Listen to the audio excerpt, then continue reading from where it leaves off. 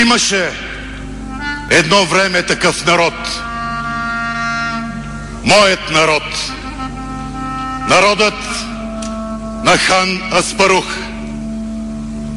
Родът ми бе Дуло. Годината ми бе Верени Алем. Годината на дракона. Месец първи. Помните ли ни? Наричаха ни българи. Нашите мечти нямаха край.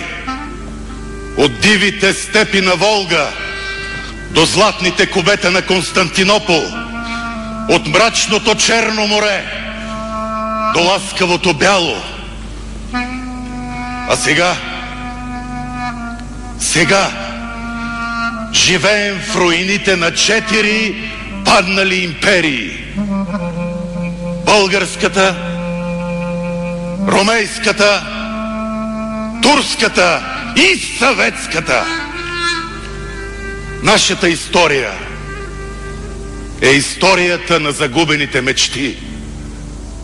Какви бяхме и какви станахте. От Йоан Калоян до Жан Виденов, от Иван Асен II до Иван Костов I,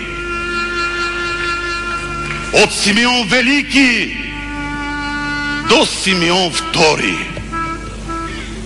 Дадохме на света Вазов, но родихме и Владимир Атанасов. Родихме Яворов, но дарихме земята и Сабрашев. Бяхме добри войни,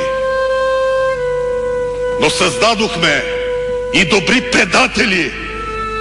Миехме се на 3 морета, а сега мием чужди задници. Обсаждахме Цариград, но превзехме само Капалачарши. Питам се, как я докарахме до там? И се поучих от нашите врагове, римляните. Те казват: Vox populi, vox Dei. Сиреч, глас народен, глас Божий. А у нас гласът народен никога не е бил глас Божий. Не гласове народни, а гласове в името на народа. Боговете си толкова често менихме, че гласът им не можем да запомним. Камо ли те да чуят нашия? Прекалено малко гласове, които искат да са народни, и прекалено много люде, които искат да стават богове. Къде е истината? Днес чакаме нова година. Ние, старите българи, я наричахме Ирник и вярвахме, че какъвто е първият гост, когато посрещнете в дома си, такава ще ви е годината. Ето защо. Ето за това дойдох аз, ханът на българите, да си припомните как копитата на конете ни люлееха земята и да посрещнете новата година като българи. Казах!